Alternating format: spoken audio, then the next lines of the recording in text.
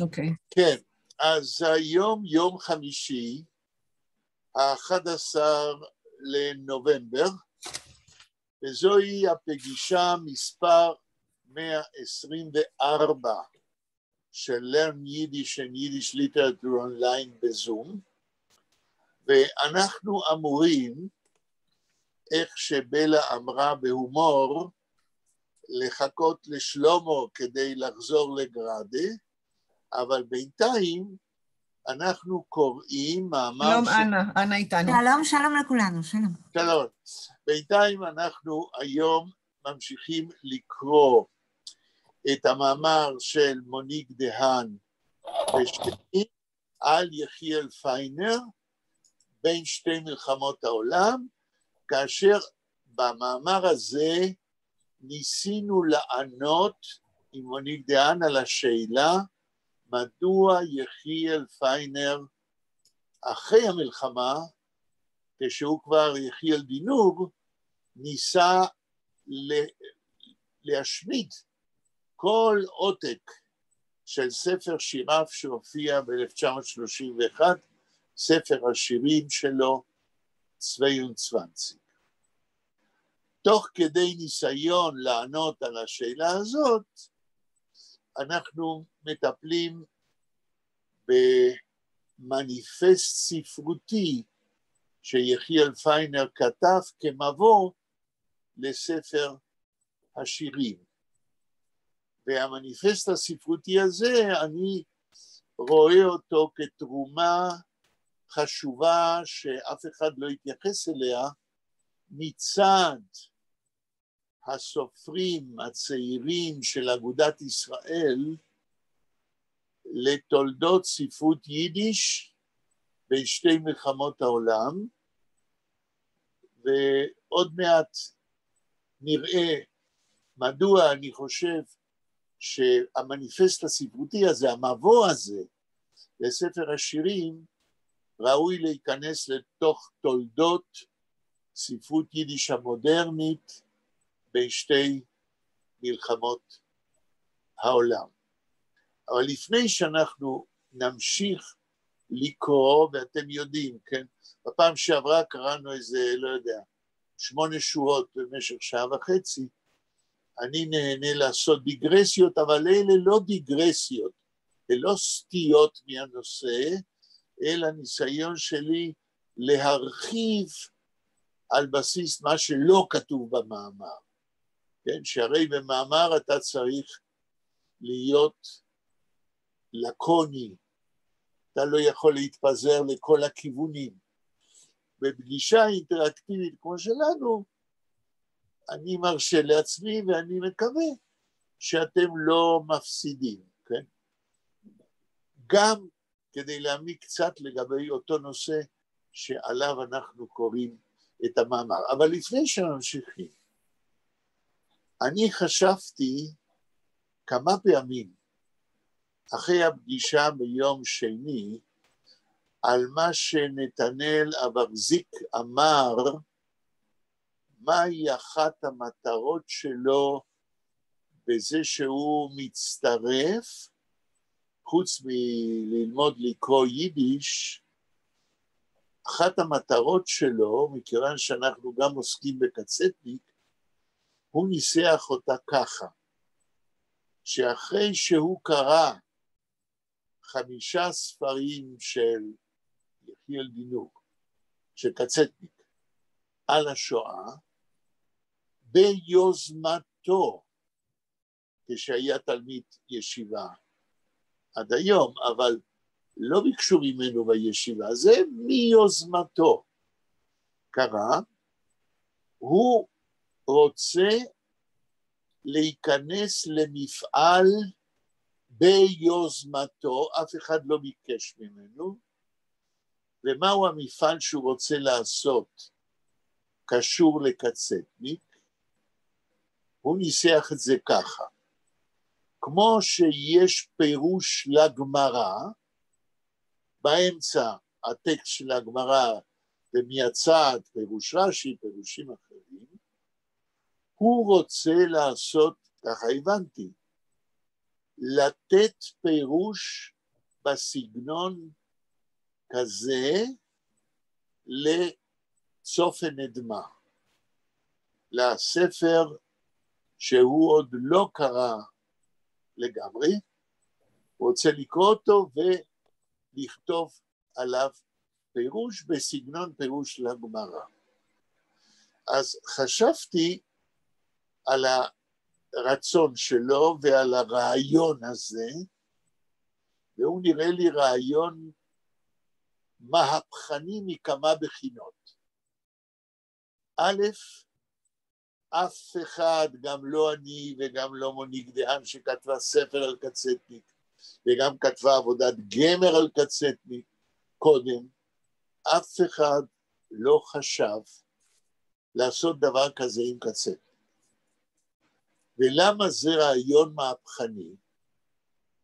מכיוון שכבר דיברנו על זה שקצטניק לא כותב כניצול שואה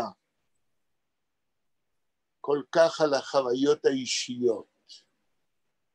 קצטניק מנסה לתאר מה קרה לעם היהודי תחת שלטון הנאצי.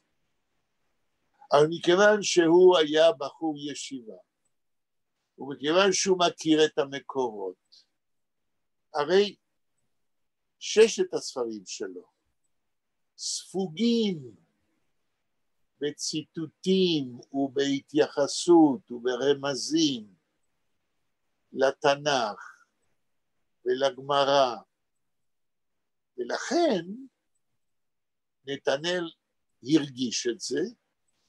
הוא גם אמר ביום שני שהוא קרא כמה דברים שאני כתבתי, אני לא שאלתי אותו מה, אבל גם כשאני כתבתי אני הצבעתי על המקורות שיש להם מקום מרכזי במה שקצטניק כותב מבחינה ספרותית על השואה. אז זה רעיון מהפכני, כמו שאני אומר. אבל אילו נתנאל היה כאן, ואנחנו מקווים, עכשיו הוא בקונצרט כפי שבלה אומרת, אנחנו מקווים שביום שני הקרוב על פי הצהרתו הוא יתחיל להשתתף באופן קבוע עד לגיוס שלו, עוד חצי שנה, כנראה שזה גיוס מרץ. אני אשאל אותו, או אעיר לו, הערה כזאת, אם הוא באמת מתכוון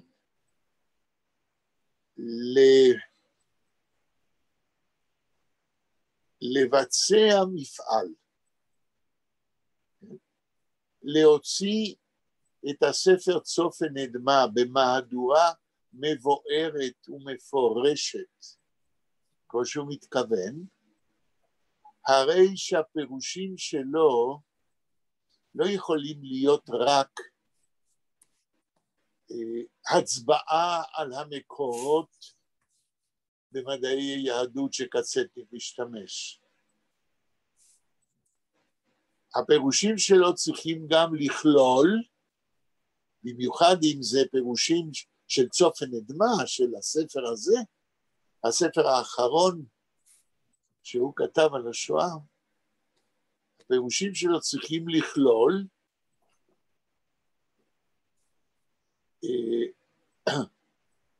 רמיזה והתייחסות לכל יתר 5 הספרים שקצטניק כתב על השואה, שהרי צופן נדמה רווי ומלא בהתייחסויות לספרים הקודמים.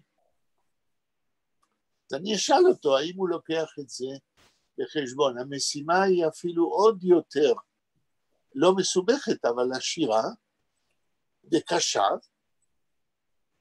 ואני אומר לכם עכשיו מה אני אשאל אותו, כדי להגיד באופן פשוט, הרעיון הוא רעיון כביר, המשימה ולבצע אותה זה לא דבר פשוט. עכשיו, אני כבר אולי אמרתי כשדיברנו על קצטניק, לא זוכר באיזו הזדמנות, בפגישות הזום שלנו, שמי שרוצה לקרוא את כתבי קצטניק, חייב להתחיל בסלמנדרה, וצופן נדמה חייב להיות הספר האחרון.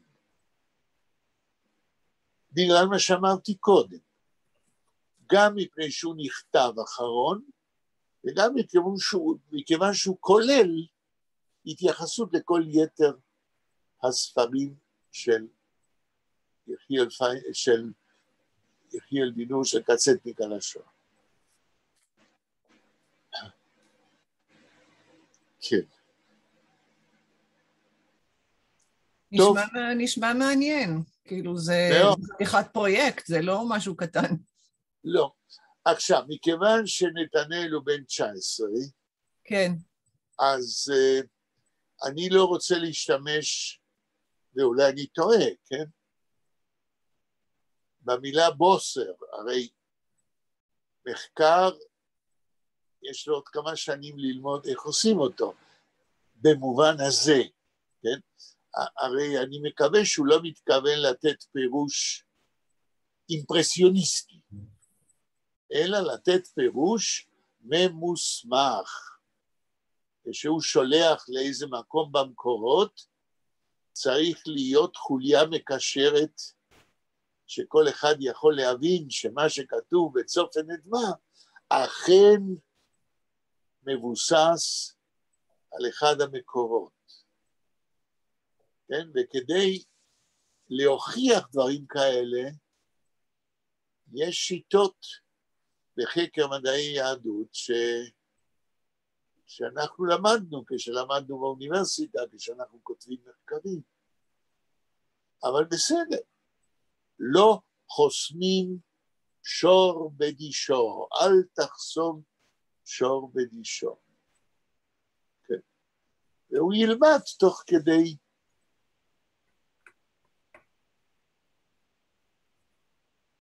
כן.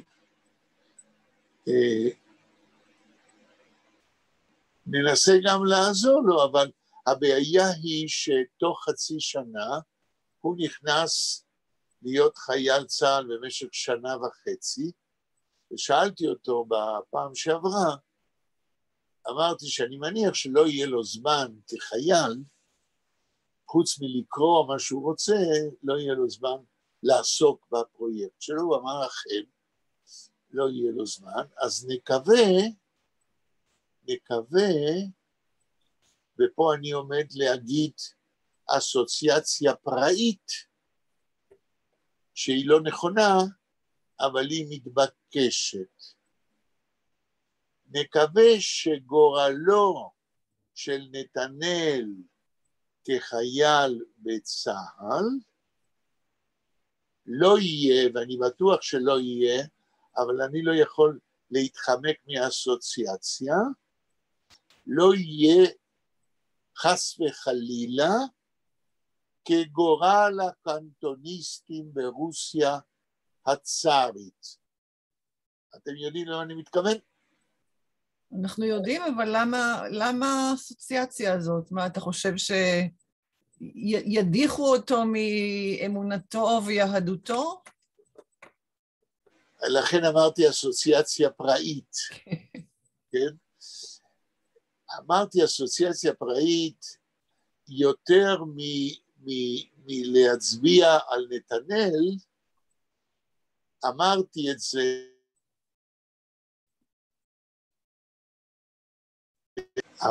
את זה כי אני רוצה לפני שנחזור לקרוא במאמר,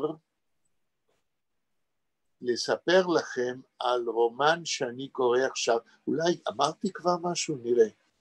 רומן שאני קורא עכשיו, שאני הייתי נותן למחבר,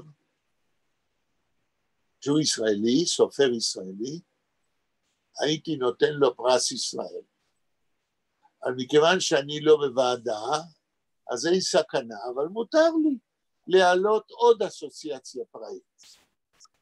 האם שמעתם על סופר שמו יניב איצקוביץ'. לא. לא. אוקיי. זוגתי שתחיה, סליחה, איצקוביץ'. איצקוביץ', איצקוביץ', אוקיי. זוגתי שתחיה דואגת להשכלתי הספרותית, והיא צודקת, כי היא קוראת פי 10 יותר ספרים ממני, אני עוסק במחקר, קורא רק מה שאני צריך. אז היא הלכה והזמינה בספרייה שמקליטה ספרים לאנשים עם בעיות ראייה, ספר של יניב איצקוביץ' שנקרא תיקון ליל חצות. יותר מ-400 עמודים. אני עכשיו בסביבות עמוד 140, אבל אני יכול להגיד לך שאני אומנם לא מומחה לספרות עברית, בהחלט לא, אבל ממה שאני כן יודע, זהו לדעתי הרומן המלא הראשון שעוסק ביהדות מזרח אירופה. בתוך הספרות העברית סופרים בתקופת הפלמ"ח, דורות אחר כך, לא עוסקים במזרח אירופה, לא כותבים על דמויות ועל המציאות של החיים ברוסיה. עמוס עוז אולי, ככה אני יודע, מקווה שאני יודע, הוא היחיד ברומן שלו, רומן של אהבה וחושך, שהוא הקדיש פרק לרובנו, העיר איפה שאימא שלו נולדה, מתוך מה שסיפרו לו, כי הוא לא היה שם. נכון. בלתי רגיל. כאילו, מה יעיד? סליחה שהצגתי לך, אני הייתי בבית הזה, ברובנו, כי האימא שלי היא מעיירה לא רחוק מרובנו. וכשהייתי שם, אני דיברתי עם אשתו, עם מילי, והיא כיוונה אותי בדיוק איך להגיע לבית.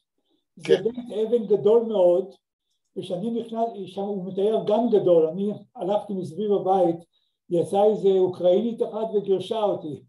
אמרה לי להסתלק מפה. זה הסיפור. כן, אבל אני חושב שעמוס עוז הוא אולי היחיד בזמנו שהעז לכתוב על דבר שהוא לא חי אותו, אמנם מסיפורים משפחתיים, אבל יניב איצקוביץ' ברומן תיקון, נראה זה נקרא תיקון ליל חצות, כל הרומן עוסק בשני נושאים שהם משולבים. בנושא העגונות, שזהו נושא מאוד נחשב בספרות העברית ובספרות יידיש. כן? הרי עגנון עצמו, השם שלו בא מהתופעה הזאת. חכה רגע, יחיאל, אנה, את יודעת מה זה עגונות? עגונה, אני יודע, the wife, it's the lady divorce, yes? Without the divorce. Yes. Her husband doesn't want to... He wants to, of course, yes, then I know. Yes. I just wanted to make sure that you understand. Important to know for the women. אוקיי, אז אחד הנושאים המרכזיים סובב מסביב לבעיה של עגונות, לגורלן של עגונות, ובזה יניב איצקוביץ' משתלב יפה עם ספרות יידיש ועברית לדורותיה. אבל הנושא השני, שקשור לזה לאורך כל הרומן, זה הקנטוניסטים. עכשיו, בלה יודעת, האם אנה יודעת מה זה קנטוניסטים? Cantonisti is from Italy, from Cantare? לא. לא. בלה, אולי תגידי בקיצור לאנה מה זה. Cantonistim were young men that were drafted to the Russian army in the end of the 19th century to fight for the Tsar, and against their, of course, not willingly. And sometimes they were taken when they were very, like children, 10, 11, 12. And they were taken for 25 years. Yes, I know. I remember. And many of them... back this school, we have the school, it's reopen again in Russia to take the children and to prepare, because it's the new way to be again like during the Tsar. Make Russia great again. Exactly, נכון. כן, יאיר, אתה מכיר את זה, נכון? כן, אני שמעתי על התופעה הזאת. אוקיי, עכשיו, מה שצריך להוסיף זה כשהיו חוזרים מן הצבא אחרי 25 שנים, יהדותם נשכחה. הם כבר לא, כמעט ולא היו יהודים, שהרי הם חיו בין גויים בצבא, אכלו את האוכל הלא כשר, כולל חזיר, ואחדים אולי זכרו משהו, אבל הבעיה הזאת של קנטוניסטים שחוזרים לחברה אחרי שירות בצבא, כן? הייתה בעיה היסטורית מאוד חשובה. מה עוד שהקהילה היהודית הרבה פעמים הייתה שמחה שחוטפים ילדים צעירים ממשפחות עניות, כי היו צריכים לתת קווטה של חיילים יהודיים. יש פה תסבוכת גדולה של בעיות. והרומן הזה כתוב בסגנון שגם אותו אני חושב שיניב איצקוביץ' המציא, והוא שונה ממה שיש לנו בספרות העברית. בתוך יותר מ-400 עמודים,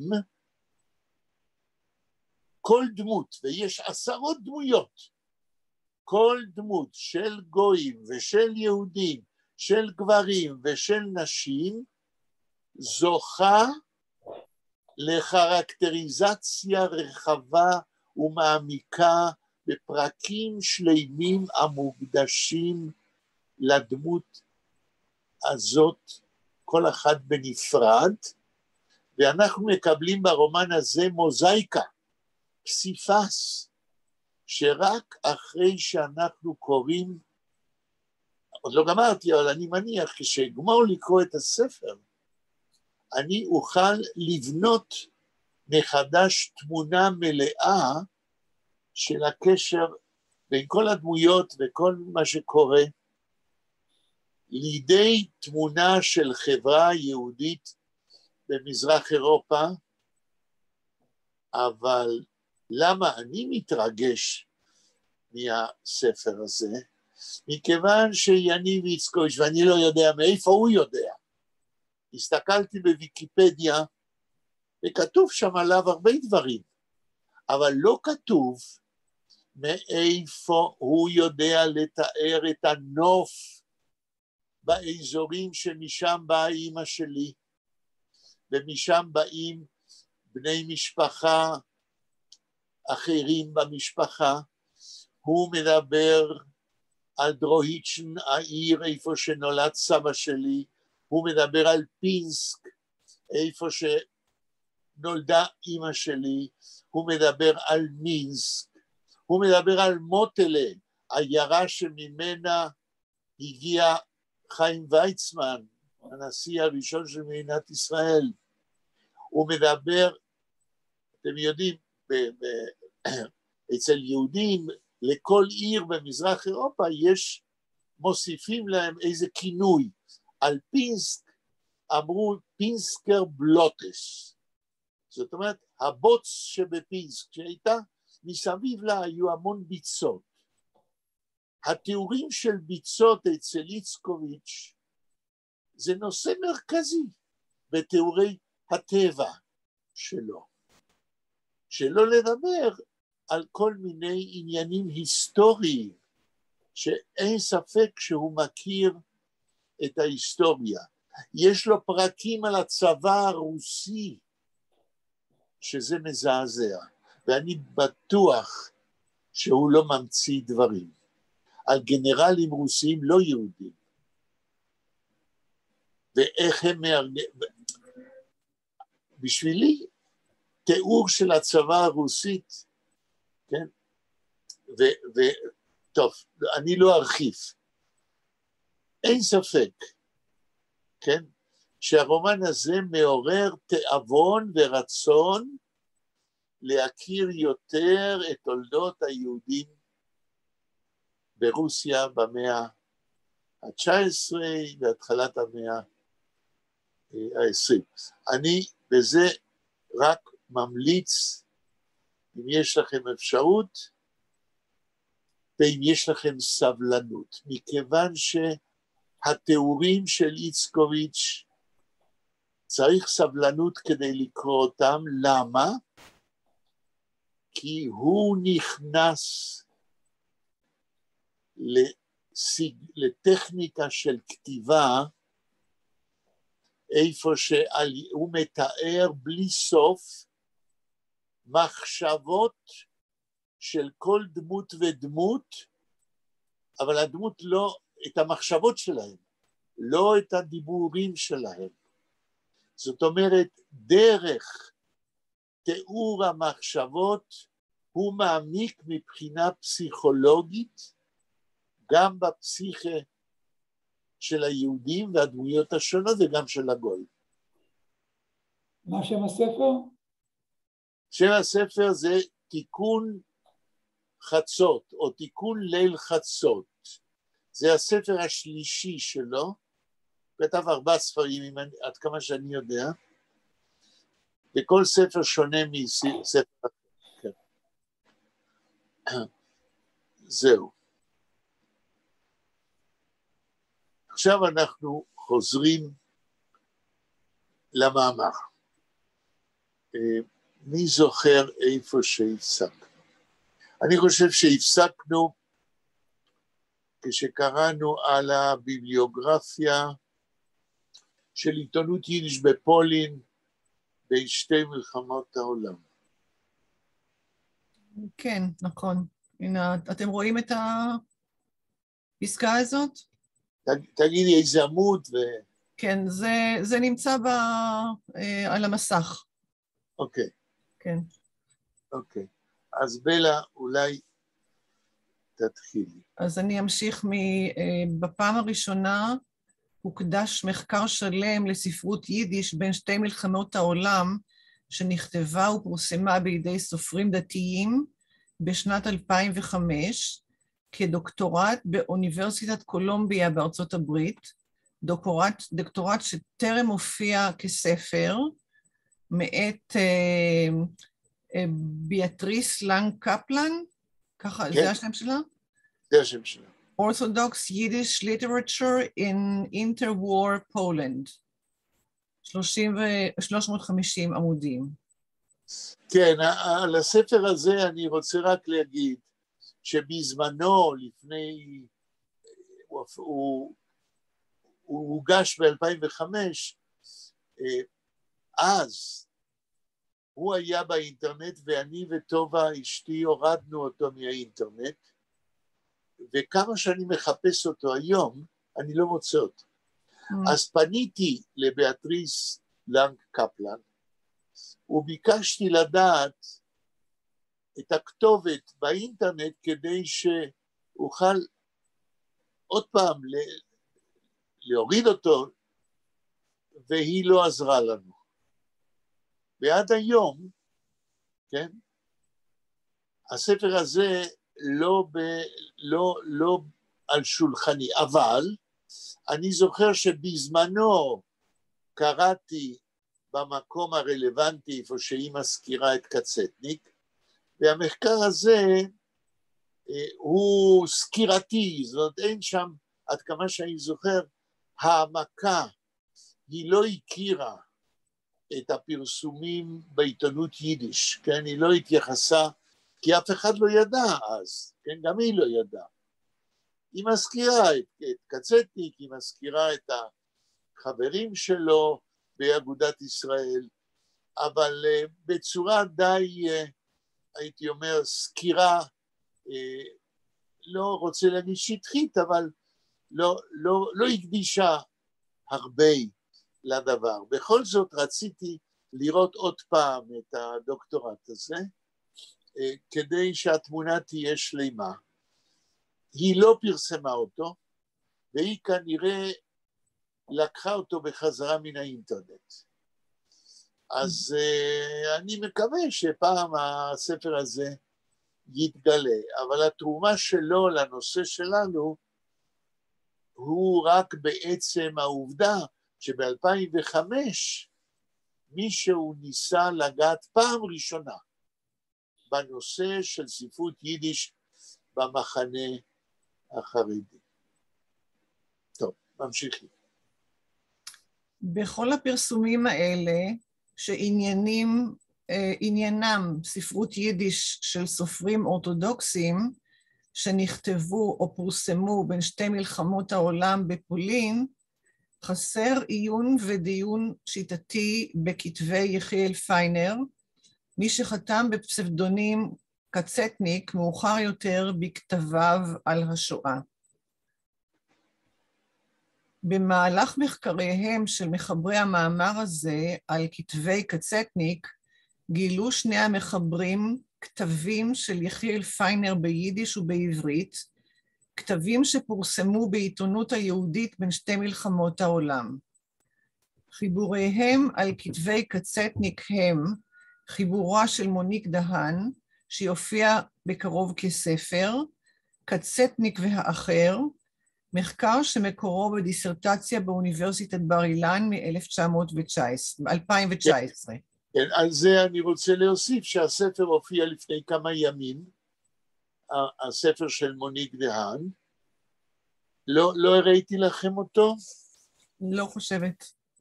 רגע, שלא ייפול.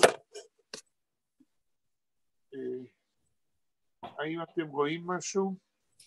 כן, תטה את החלק העליון קצת למטה, תוריד אותו טיפה, וקצת לימינה שלך. כן, יש לו עוד טיפה להוריד. אתה יכול? עוד קצת. עוד קצת, כן. זהו, פסבדונים, קצטניק והאחר. עכשיו אנחנו רואים, כן. כן. עכשיו אני אראה לכם את הכריכה האחורית. כן, אבל אנחנו לא יכולים לראות מספיק בשביל לקרוא, כן. אז הספר הזה הוא כ-400 עמודים. וואו. ובתוכו יש מפתח שמות של 40 עמוד, איפה שכל שם של מחבר, או שם של עיתון שמוזכר, או שם של ספר, וכל נושא רלוונטי למחקר, כל טופיק, כל נושא, מוזכר באיזה עמודים בספר הוא מופיע.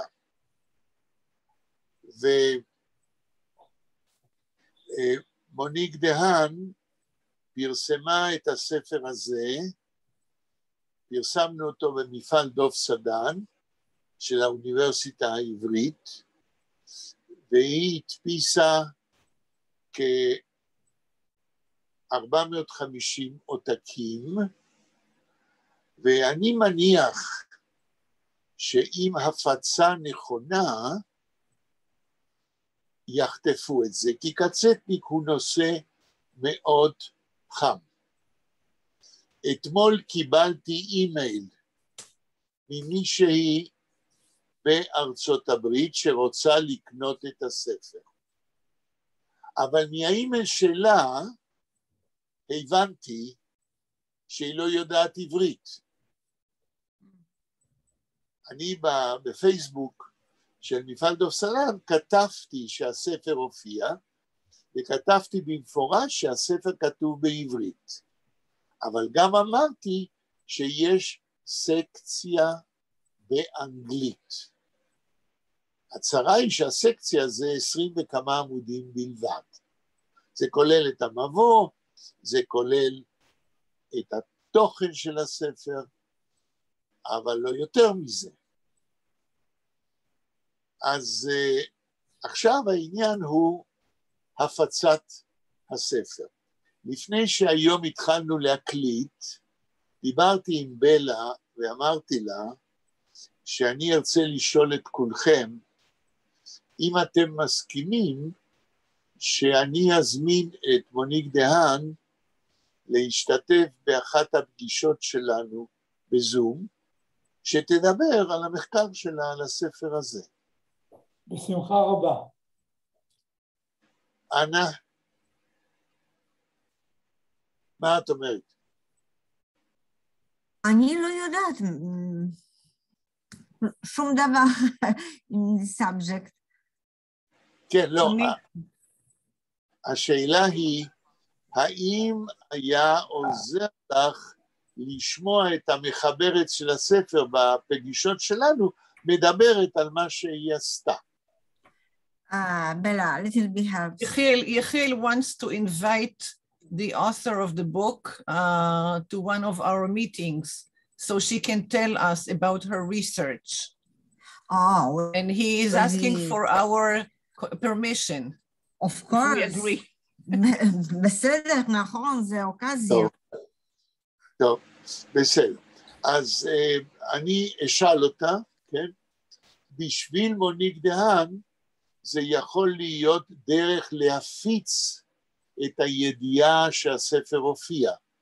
כי אתם יודעים, ביוטיוב, כשאנחנו מקליטים את הפגישות שלנו, נדמה לי שיש כבר 2,760 people who is looking what we are doing. כן? אוקיי. תמשיכי ממנה. אוקיי, אז שיופיע בקרוב כספר קצטניק והאחר, וחיבוריו של יחיאל שיינטוך כמשיח לפי תומו ב-2003, וסלמנדרה, מיתוס והיסטוריה בכתבי קצטניק מ-2009. כן, אז בסיכום. כן. דיברנו על ספר מוניק דהן. כן, בספרים, שנייה, אני רק אסיים את הפסקה. בספרים אלה שולבו חלק מהגילויים על פעילותו הספרותית של יחיאל פיינר בין שתי מלחמות העולם. כן, אז לפני רגע דיברנו על המחקר האחרון, שזה ספרה של מוניק דהן, והזכרנו שני ספרים שלי שפרסמתי על קצטניק. אחד ב-2003, זה השיחות שהיו לי איתו במשך 7 שנים בטלפון. אחרי כל שיחה, שלפעמים הייתה 20 דקות, לפעמים יותר, אני הייתי אומר לאסיסטנטים שלי לרשום מה שאני זוכר מהשיחה. והוצאתי ספר של השיחות האלה. כן? כ-40 שיחות. והספר השני זה היה מחקר על כתבי קצטניק על השואה שיצא ב-1909. עכשיו, תתכוננו מבחינה נפשית למבול של עיסוק בקצטניק בחצי השנה הבאה. כי כבר אמרנו, מכינים עכשיו סרט על קצטניק, וסיפרתי לכם, עובדים על הסרט הזה כבר איזה 5 שנים ויותר, והוא יוקרן ביום השואה בשנה הבאה, כן? ופה ושם הזכרנו כל מיני אנשים שכותבים מאמרים, הכל בגלל כנראה 20 שנה אחרי פטירתו. אז יהיה איזו התעוררות של עיסוק בקצטניק, ובנושאים האלה שאנחנו עכשיו קוראים, אנחנו על הסוס. תמשיך יבל. גילוי זה משמש... סליחה בלה, תתכננו, it's to complain, we will complain. מה זה היה? תתכננו. תתכוננו, get ready, get ready. get ready, נכון, תודה. מלשון מוכן, כן? אבל אני רוצה להוסיף עוד דבר ששכחתי ממה שבלה קראה. בלה קראה לפני כמה דקות, שמוניק דהן ואני, המחברים של המאמר הזה, תוך כדי שכתבנו את הספרים שלנו, לא יכולנו שלא למצוא כתבים של קצטניק, של יחיאל פיינר, בין שתי מלחמות העולם. הנושא של מוניק דהן ושלי היה בספרים תקופת השואה. אבל הרי קצטניק היה יחיאל פיינר לפני השואה. אז בחיפושים שלנו, המחקריים, באיסוף החומר, מצאנו דברים בעיתונות ביידיש, שהוא פרסם לפני השואה. עכשיו, אני אשתמש בשיטה שלי מהפעם שעברה. תשאלו אותי את השאלה, יחיאל שם, אתה אומר שמוניק דהן לא התחנכה ביידיש. היא באה ממשפחה של יהודים ממרוקו. בעלה הוא רופא מיהודי מרוקו. איך היא יכלה למצוא מאמרים של יחיאל פיינר בעיתונות יידיש בין המלחמות? באמת איך? יאיר, מה אתה אומר?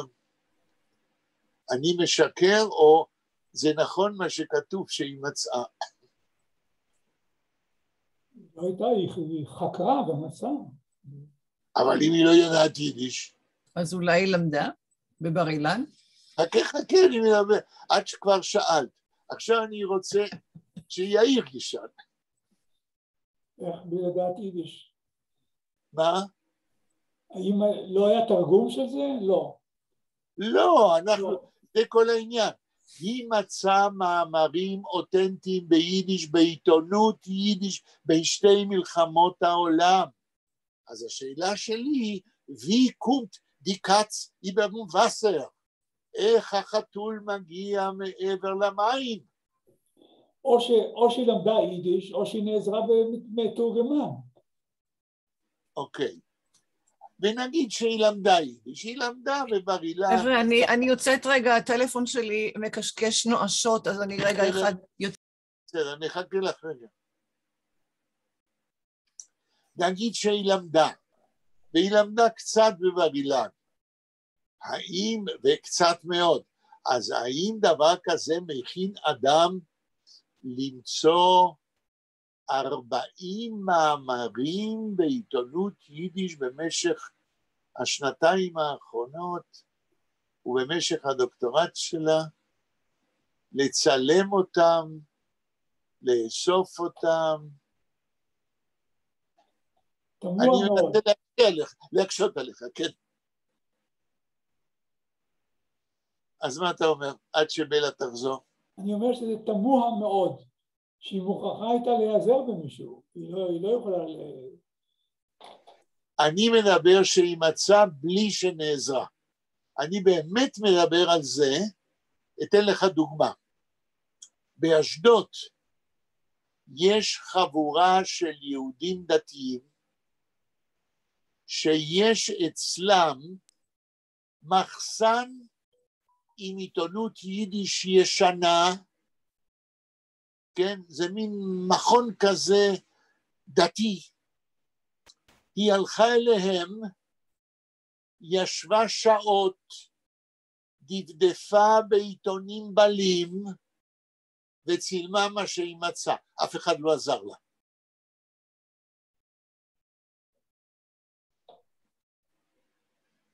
כן. אולי נעזרה בך? אחר כך, אחרי שהיא מצאה, אני לא ידעתי שהיא מצאה. אין לי תשובה. אוקיי. אנה, כן. איך יכול אדם לא התחנך ביידיש, לא יודע הרבה יידיש, למצוא בעיתונות יידיש 40 מאמרים שונים בשנות ה-20 ובשנות ה-30, בעיתונות חרדית, שאפילו בספרייה הלאומית לא תמיד יש. אני חושבת כן, זה יש יידיש, זה חיה, למשל בוורשאו, הרבה אנשים גם בפולנית ידעת יידיש. אבל מוניק דהן לא ידע יידיש. לא יודע. היא לא יכלה לדעת יידיש. אולי המדריך שלה עזר קצת בעניין? חזרת. לא, רק אחרי שהיא סיפרה לי מה שהיא מוצאת, כן? אז עזרתי לה. טוב, אז חיכינו שתחזרי. אז התשובה היא כזאת. התשובה היא כזאת. כאשר מוניק דהן אספה חומר לדוקטורט, כן? אז היא מצאה, היא למדה, אמרתי, היא למדה קצת בבר אילן יידיש, אבל זה לא הספיק כמובן להשתלט על היכולת, כן, לדעת מה היא מוצאת. אז כשהיא אספה חומר, אז בין הדברים המעטים שהיא מצאה בהתחלה, היו כמה שירים ביידיש של יחיאל פיינר, כן?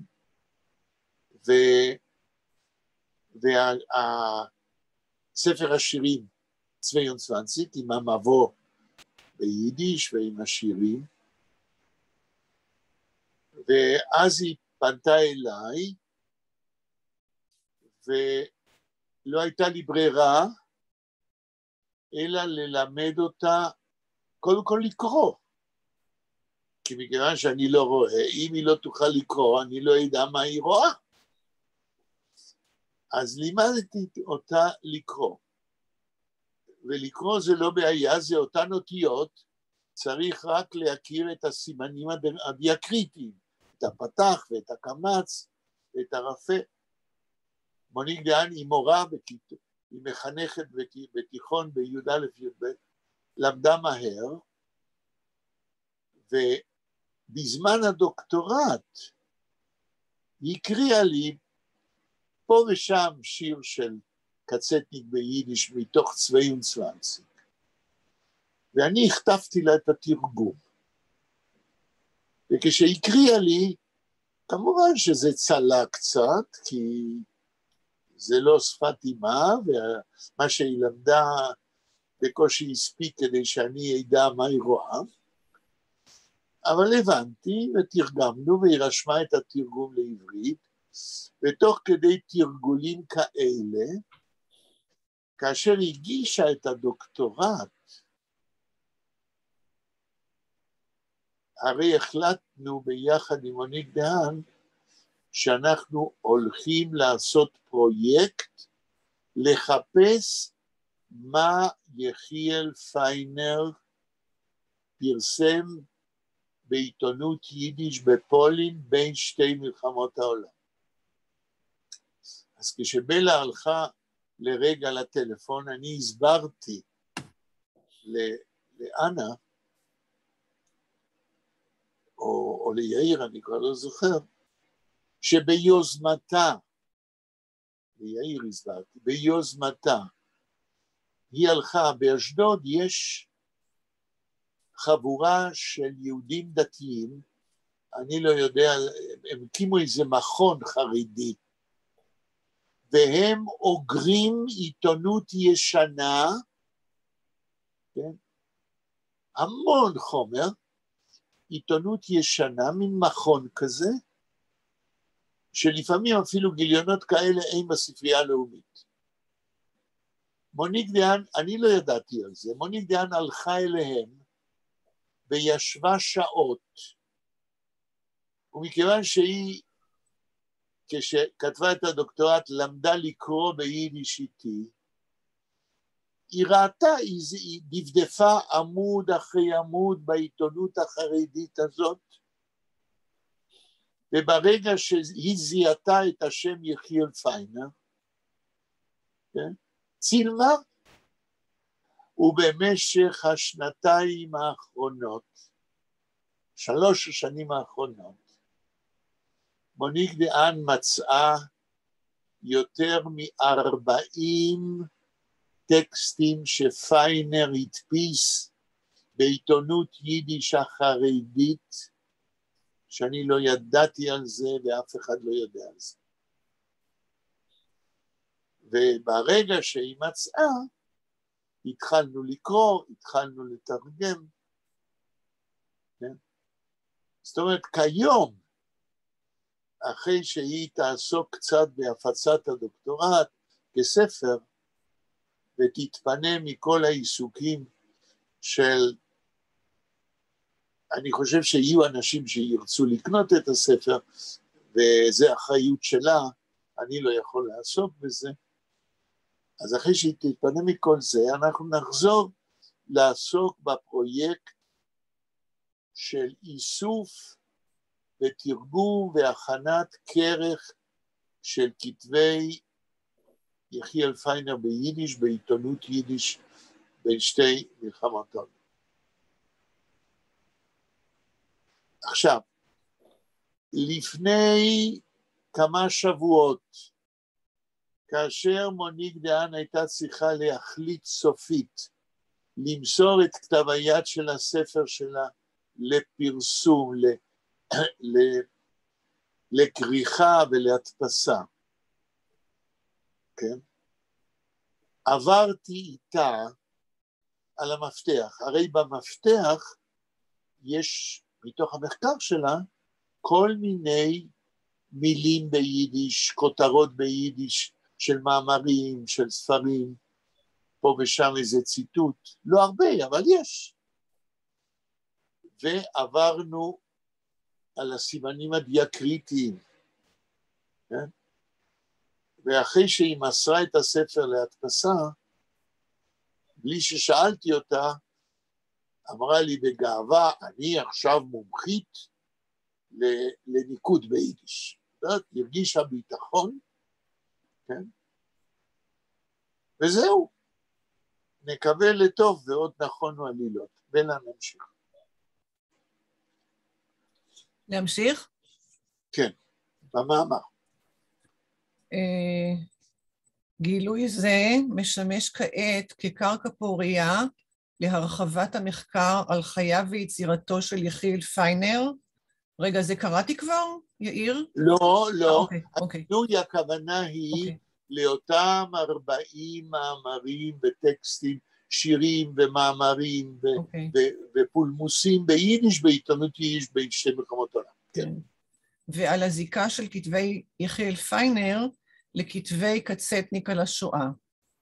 אנו מתחילים כאן במהלך מחקרי חדש על כתבי הסופר יחיאל פיינר, הוא קצטניק, הוא יחיאל דינור, ומפרסמים להלן מסמך מכונן בתולדות ספרות יידיש, מסמך המאיר זווית חשובה ביותר, הן בנוגע למקורות ספרות יידיש המודרנית במחנה האורתודוקסי, והן בתולדות מוכנותו של יחיאל פיינר, הסופר האורתודוקסי שבין מלחמות העולם, להפוך להיות קצטניק, אחד הסופרים החשובים ביותר בתולדות ספרות השואה ביידיש. אוקיי, מה שאני טוען כאן, מה שאנחנו טוענים כאן, ככה ברמז, אבל אחר כך זה ילך ויתחזק, הטיעון שלנו, אנחנו טוענים שחייב להיות קשר בין מה שיחיאל פיינר כתב בין שתי מלחמות העולם, לבין זה שהוא הפך להיות קצטניק בשואה. הטענה שלנו היא שבלי הכתבים שלנו, הטענה שלנו תהיה שבלי הכתבים שלנו בין שתי מלחמות העולם, אין קצטניק. וזוהי השערה שאנחנו ננסה לבסס ולהסביר גם במאמר הזה בהמשך, וגם בכרך, אם נזכה לסיים אותו, של כתבי יחיאל פיינר בין שתי מלחמות העולם. זאת אומרת, אנחנו מחפשים את הקשר, מה הכשיר, מה הכין את יחיאל פיינר להיות קצטניק בזמן השואה. האם בכתבים של יחיאל פיינר יש ניצוצות או עקבות של קצטניק אחר כך? נמשיך. במאמר זה נפרסם בסופו מסמך יסוד, הן בתולדות ספרות יידיש המודרנית, והן בתולדות כתבי יחיאל פיינר קצטניק. זה המבוא של יחיאל פיינר לספר שיריו ביידיש, 22 לידר, שהופיע בשנת 1931 בוורשה, בהוצאת קולטור ליגה. אוקיי. האם אנחנו, אני כבר מתבלבל פה, האם אנחנו קראנו את המבוא בתרגום לעברית? באחת הפגישות הקודמות?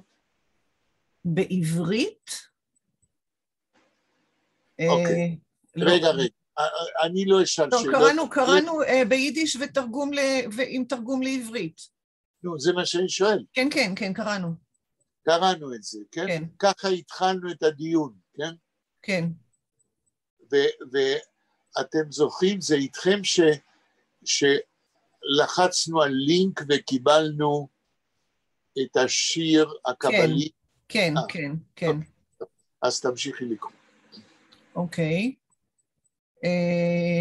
ספר זה התפרסם בציבור בשנת 1993, בעקבות ביקור של יחיאל דינור בבית הספרים הלאומי והאוניברסיטאי בירושלים, כאשר הוא ביקש לראות את ספרו של יחיאל פיינר, 22, אז עותק יחיד במחסן הספרייה הלאומית. היה זה חורף 1993, דינור הכניס את הספר לכיס מעילו ופנה ללכת. איש לא העז לעצור בעדו. לימים כתב מכתב לשלמה גולדברג, מנהל המחסן של הספרייה הלאומית. בין היתר כתב דינור את המכתב עם לאור ראה להלן בעמוד 3. בואי נלך לעמוד 3. את המכתב, מה הוא כתב למנהל המחסן? לקרוא מכתב היד? אין הקלדה ברורה? תכף נראה. כנראה שלא. הכתב ברור, אני יכולה לקרוא, אני חושבת. אוקיי, אז תקראי. זה המכתב שיחיאל דינור כתב למנהל המחסן בספרייה הלאומית, אחרי שהוא גנב את 22 מהספרייה. כן. לכבוד מר שלמה גולדברג, מנהל בית הספרים הלאומי והאוניברסיטאי. פה הוא טעה, הוא לא מנהל הספרייה, אלא מנהל המחסן. כן. אוקיי. מכובדי, לאחר שתקרא בחוברת הרצופה דברי העורך הראשון שלי, מר יוסף קלרמן, זה קצת לא ברור, שאמר במשכן נשיא המדינה לרגל הענקת פרס קצטניק, יהיה ברור לך שהספר, במרכאות, לא גרם לי בושות, להפך, כפי שמעיד מר קלרמן.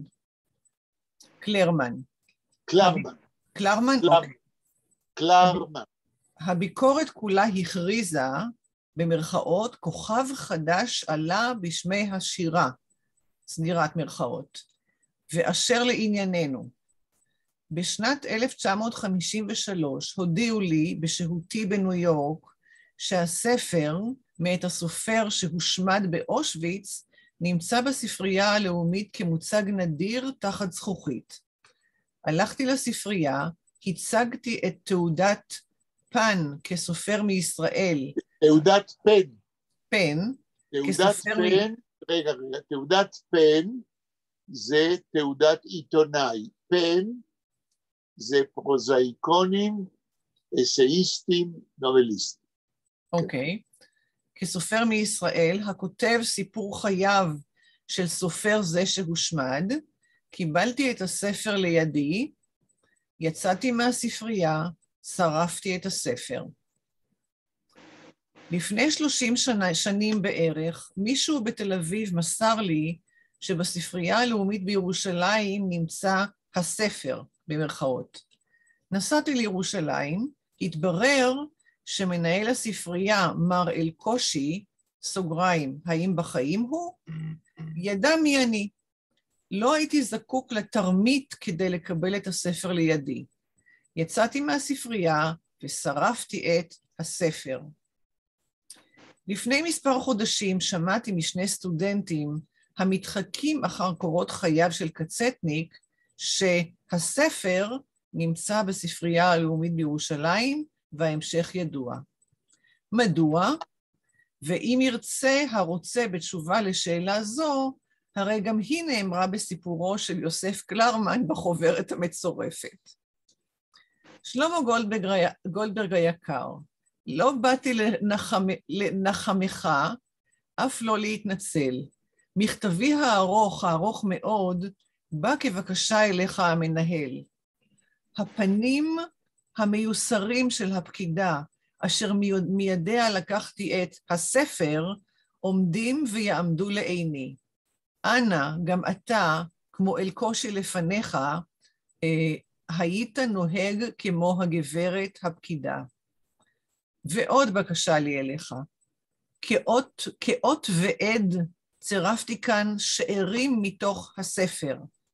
אנא, שרוף אותם כמו נשרפו, בל כל יקר לי ועולמי בקרמטוריון של אושוויץ. אוי אוי אוי. כן. הוא שלח לו... רגע, תן לי... הוא שלח לגולדברג חתיכות שהוא חתך במספריים של הספר, והוא ביקש ממנו שישרוף אותו. כאילו הוא לא יכול לשרוף לבד? לא, יש כאן... אפשר לעשות מזה עניין, כן. נכון.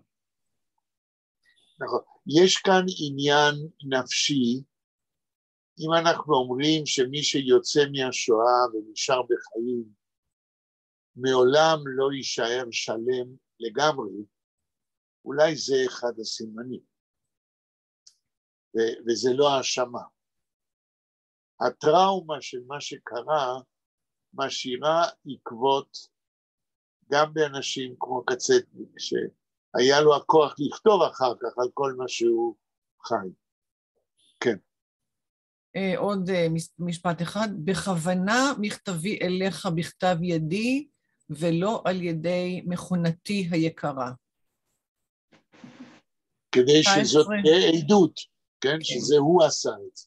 19/12/93. אוקיי, נחזור לטקסט הקודם. אוקיי. על תולדות הופעת ספר השירים צווה וצוונציק לא נכתב עד היום דבר, וכמו כן לא נאספו עד היום מאמרי ביקורת או תגובות להופעת הספר בעיתונות יידיש של התקופה. לכן אנו חושבים כי ראוי להביא להלן בפני הקורא את מעט האינפורמציה שהצטברה אצלנו בשנים האחרונות. להלן אנו מביאים את אשר ידוע לנו על הופעת הספר צווה וצוונציק של יחיאל פיינר, מתוך 2 מקורות אינפורמציה. כן, רגע, לפני שנמשיך, האם לגבי המכתב של דינור יש שאלות או תגובות? כן, האם שלמה גולדברג שרף? זוהי שאלה שאני לא שאלתי אותו, אני הכרתי אותו טוב מאוד, אני מניח שלא, כן? זה מספיק שהוא קיבל חתיכות שממילא אי אפשר לשחזר אבל מה שכן, אני נתתי לשלמה גולדברג עותק שלי, כי הרי אני לימדתי את 22 שנים לפני של מה שקרה, וכאשר הוא סיפר לי, כן, שהעותק שהיה בספרייה הושמד על ידי יחיאל בן-נור, לי היה עותק שצילמתי מהספרייה בזמנו, אז צילמתי את העותק שוב ונתתי לספרייה הלאומית. הוא ידע, קצטניק, פיינר, שיש לך... לא. הוא לא ידע. הוא לא ידע ולא סיפרתי לו. עד יום מותו. לא היה צורך, כי מה... הוא גם היה מבקש ממך לשרוף. סליחה? הוא גם היה מבקש ממך לשרוף. נכון. אז יותר טוב, לא... יש דברים שלא צריך להגיד. בדיוק. רגע, אני למדתי, אני תמיד אומר את זה. ממנחם בגין למדתי כלל גדול. אין מזמינים לא. אתה לא מזכיר, אז לא יגידו לך לא. כן, יאיר. אני אומר שאתה בעצם הצלת את היצירה. עוד פעם? האם העותק שהיה אצלך הוא היה העותק היחיד שנותר? בעולם לא. בעולם אחר כך, תראו, לפני שנתיים, ביתו של קצטניק, כן? שבינה לבין אביה היו 30 שנות שתיקה. ביתו של קצטניק שלחה לי צילום של 22 שחברה שלה מצא באיזשהו מקום, כן? בעולם יש עותקים, אבל בספרייה הלאומית זה היה העותק היחיד שנותר, ולי היה צילום שצילמתי שנים לפני זה, אז נתתי להם. וואלה. יפה מאוד. עכשיו אנחנו מדברים על ביקורת על הופעת הספר מיד עם הופעתו. עכשיו אנחנו נכנסים להיסטוריה של 22. כן. אוקיי, אז ידוע לנו על הופעת הספר 22 של יחיאל פיינר מתוך 2 מקורות אינפורמציה. א', פרוטוקול של תיעוד בעל פה, המראיין יחיאל שיינטוך, המרואיין מר יהושע אייבשיץ, זיכרונו לברכה. כן, האם אמרנו מי זה יהושע אייבשיץ? הזכרת אותו, כן. כן, יהושע אייבשיץ זה אותו בחורצ'יק בן 16, שבלודג' בראשית שנות ה-30 היה גם כחבר אגודת ישראל, והוא בא לשמוע את קצטניק מדקלם את שירה. כן. אמרת שהוא מת בגיל 100 ומשהו, נכון? 102 לפני כן. איזה 4 שנים. כן, כן. כן, נכון. פגישה זאת התקיימה ב-27 ביוני 1997. ב', מודעה בעיתון יידיש בנייר ארבטר וג, בן דין תרצ"ג. זוהי מודעה למכירת הספר 22 מאת יחיאל פיינר, שזה עתה הופיע. את המודעה ראה להלן בעמוד 4. אני רק רוצה להוסיף שבן דין, כן. זה עיר באזור זגלמביה, לא רחוק מסוסנוביץ. נכון, רבע שעה. כן, מסוסנוביץ. כן. הנה, אנה עושה כן עם הראש. את מסכימה. דרך אגב, טוב, לא חשוב, אי אפשר להרחיב אין סוף. כן, הלאה. אז נקרא את המודעה? כן. אוקיי. 22, זה במילה אחת. כאילו, לא 3 מילים, אלא מילה אחת, 22. כן, זה בעיתונות שהופיע, עיתון שהופיע ב-33 בפולין בבנין. כן. Lieder und Trioletten von Jechiel Feiner, Presse opriffen. Der Pfarr kon mir sagen auf dem Bichllieder, dem größten Schäfer, was kann Bichlal gesagt werden mit menschlichen Loschen. Das ist Emesse Dichtung. שמואל נדלר in das jüdische Wort. Heute תרגמי. Okay. 22, לידר und טריולטן, שירים ומשולשים או... לא, שירים והצורה הפואטית שנקראת טריולט, על פי המסורת הפואטית הצרפתית. כמו סונט, טריולט? נכון. אוקיי, אוקיי. מאת יחיאל פיינר, פרסה אופריפן, הודעת דפוס. הודעת עיתונות. הודעת עיתונות. Der Pfarr kann man sagen auf dem Bichllieder, dem größten שבח, על כן אנחנו יכולים להגיד על ספר השירים הזה את השבח הכי גדול, was kann בכלל gesagt werden mit menschlichen Loschen, das ist Emesse Dichtung. שבח שיכול להיאמר בלשון אנושית, זו ספרות אמיתית. שירה אמיתית. שירה אמיתית. את זה אמר שמואל נדלר באינדוס יידישה וורט. אוקיי. זה שם של... מה? מה זה דוס יידישה וורט? זה שם של עיתון? זה עיתון. זה עוד עיתון של אגודת ישראל. אוקיי. שמואל נדלר היה חבר של יחיאל פיינר, חלק מהחבורה של 3 סופרי אגודת ישראל צעירים, כן, שהם היו נאספים לקרוא שירים אחד לשני. זאת אומרת, השבח כאן הוא, אפשר להגיד, לא של מבקר ספרות שלא מכיר את יחיאל פיינר, אלא חבר שלו. כן? טוב, מה הוא יכתוב? הוא יכתוב דברים רעים, נו. נכון, לא יכתוב, אבל זה לא אומר שהוא לא מעריך. כן, כן, כן. אז זוהי נקודה אחת. 3 נקודות, סיזן אמס. Harziger Dokument über die Leiden von der Dor bei Chaloimes. Yechiel Feiner ist sehr dichterischer mit Geschreunes beschonkener Schliach Ziber. Sisan Emes, zu Emet. Harziger Dokument über die Leiden von der Dor bei Chaloimes. בעלי חלוימס, איך מבטאים? חלוימס, חלומות. כן, כן. לא חלוימס, אלא חולם. בעלי חלוימס? אוקיי. מסמך אנושי על הסבל של... לא, כתוב הרציקר. מה פירוש הרציקר? לבביים. נכון. מסמך נוגע ללב, נוגע ללב. נכון. על הסבל של דור של בעלי חלומות.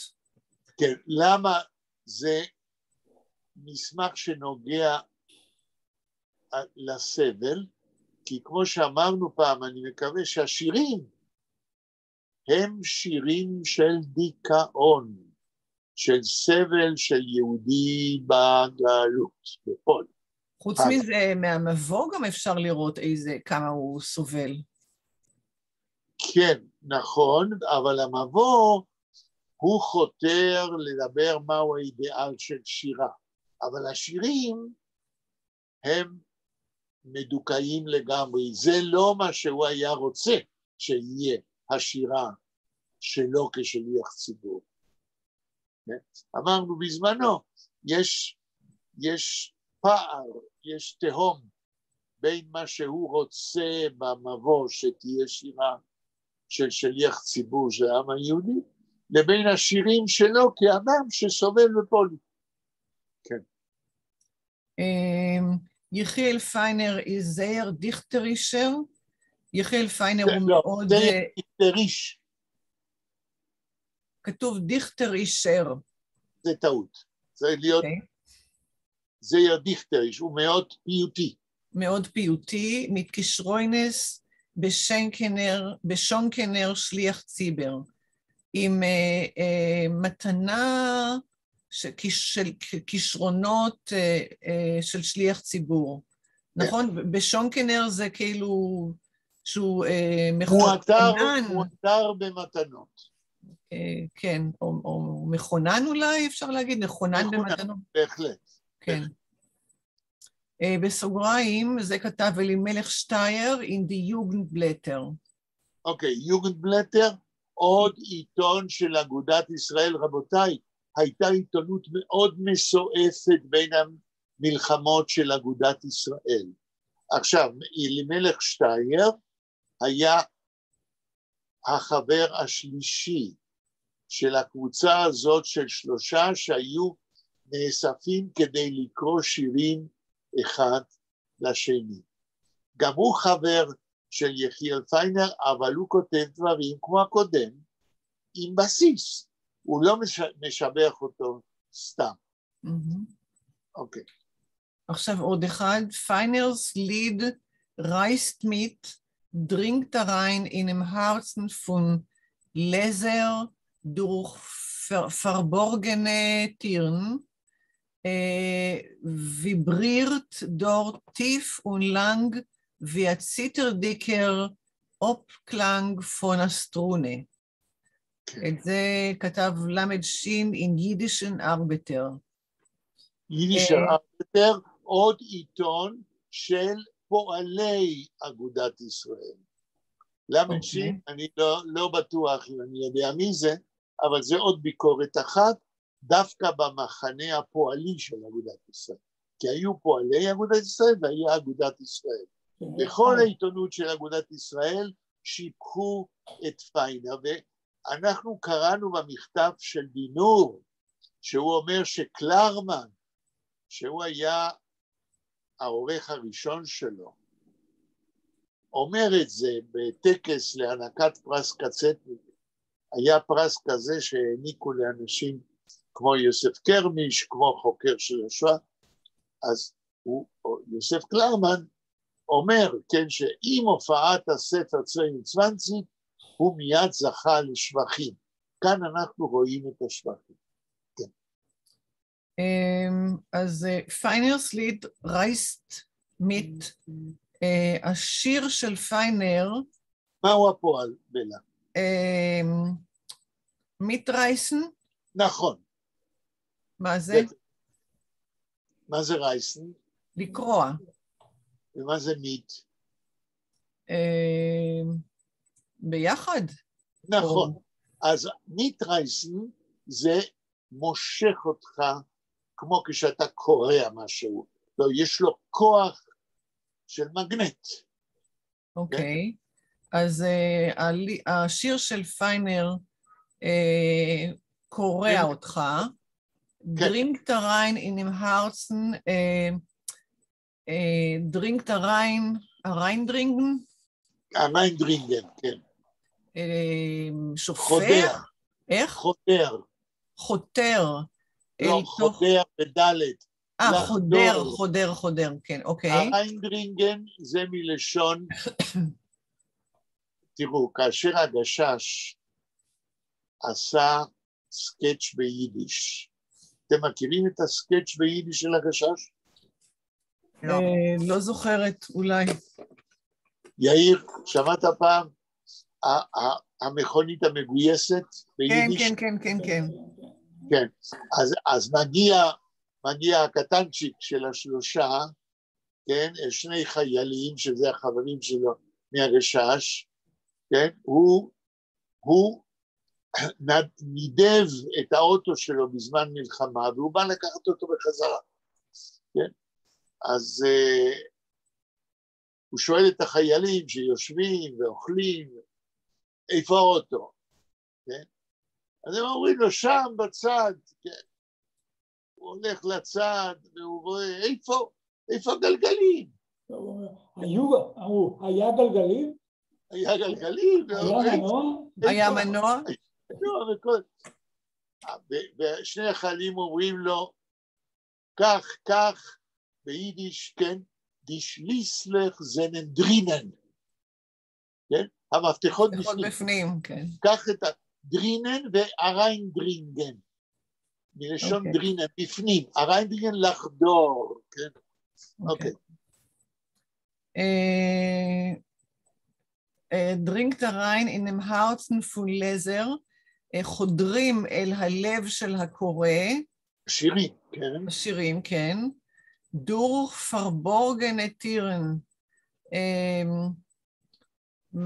מה זה verborgene? נסתרים. סודיים, נסתרים. אז השירים נכנסים לליבו של הקורא דרך דלתות נסתרות. נסתרות. ויברירט דור טיף ונלנג, מנענע, מטלטל. פועד בפנים בלב. פועם, אוקיי. כן, פועם שם עמוק וממושך. ויציטר דיקר אופקלנג, כמו הד רועד של מיתר. כן, כן, אוקיי, גם זה פואטי, אוקיי. אופקלנג זה הד? הד, בדיוק. יש עוד מילה להד, אני לא זוכרת. איכו, יש איכו? איכו, כן. כן. אוקיי. עוד אחד, דוסביך, זה גם כן, זה אמרנו של אינדרידשר ארבטר. עוד אחד, דוסביך לידר פון דם יונגן דיכטר, ist sehr interessant und verdient herzig begrüßt zu werden. זה בית יעקב ז'ורנל, בית יעקב ז'ורנל. בית ינקב. הז'ורנל בית ינקב היה עיתון מאוד נחשב של בנות הלומדות בבתי ספר חרדיים של שנירר. היא הייתה מנהלת. כן? זה היה בית ספר, זה היה רשת מאוד חשובה וידועה של חינוך בנות חרדיות, והיה להן כתב עת הרבה שנים. אז גם בכתב העת הזה, זה זכה להדים. כן. אוקיי. כן. זהו, זה פרייז, I'm guild... זה שרודמיסקה 47, בלה. מה זה? אז זה אנה קוראת בפולנית. כן. אני קוראת וודג', אנה, נכון? וודג'. כן, וודג'. וודג'. שרודמיסקה 47. תרגום. תרגום שרודמיסקה. Among the center, it's mean the name of the street, שרודמיסקה, it's mean in the center of the city, exactly 47. אוקיי. שזה המקום איפה שמוציאים את העיתון. כן. העיתון שהיה the center, the printed center, there was in the, I think it was exactly in the center of the city. There was חשוב, the העיתונים. כן. זה דבר שהוא במרכז העיר, זה גם מראה אולי על חשיבותו, שהיה להם מספיק כסף כדי למקם אותו במקום יקר. בלה, נחזור ל... כן, יש לנו עוד 5 דקות. רק? נכון. וואי, באמת. הזמן עובר מהר כשנהנים. אוקיי, בסדר. אוקיי. זוהי מודעה למכירת הספר צווה ונצוונציק מאת מיכאל פיינר, שזה עתה הופיע. למודעה הזאת צורפו 4 חוות דעת על אופי ספר השירים ומעלותיו, שהופיעו בעיתונות יידיש במקורות שונים באותה התקופה. מפי המשוררים שמואל נדלר ואלימלך שטייר, ומפי למד שין, וכן בז'ורנל בית יעקב. טוב, זה מה שקראת. מה שהייתי צריך להגיד ולא אמרנו, שזה בעיתונות של אגודת ישראל. כל העיתונים האלה, כן? הם של אגודת ישראל. זאת אומרת שיחיאל פיינר התקבל בתשואות, בשמחה, בתוך אגודת ישראל. וזה לא דבר סתם, כן?